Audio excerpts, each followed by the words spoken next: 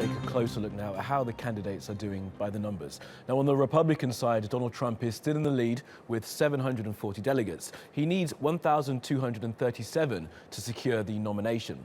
Ted Cruz is second with 514, and in third place is John Kasich, who has 143. On the Democratic side, Hillary Clinton is still leading with 1,743 delegates, despite Bernie Sanders building momentum. Now, he's won 6 of the last 7 contests to give him 1,025 delegates. The number needed to win is 2,283. Well, for more analysis on this, we can speak to Sean Michael Cox. He's the Director of International Academic Affairs at Bahcesehir University here in University. Dr. Cox, thank you very much for coming in, as always. So, let's start with Donald Trump. Are the wheels coming off the bandwagon finally?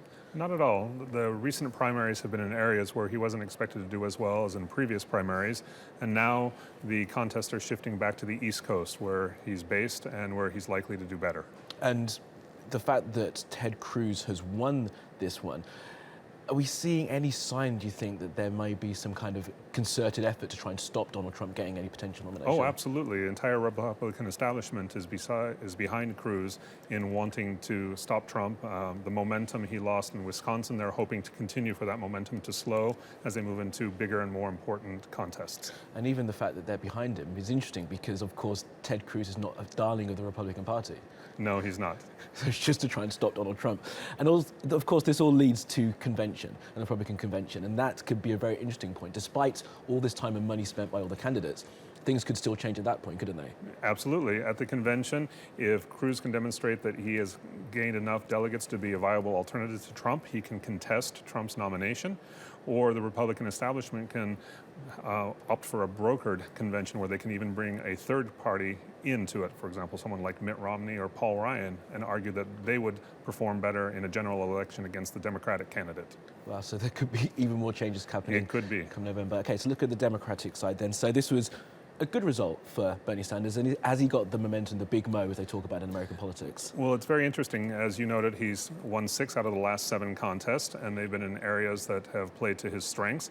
Again, the primaries are moving back east, and both places where Sanders and where Clinton are based. New York will be a big question. Clinton still has a significant lead, and because of the proportional system of the primaries, she's likely to keep that lead. But going into the convention, Sanders can make a strong argument for superdelegates that he is a viable candidate. And do you think on the Democratic side, they could be thinking about having a contested brokered convention at the convention, because they'll see who they're up against and will try and match the best candidate to beat the other? The Democratic convention is different than the Republican convention in that the superdelegates will come into play.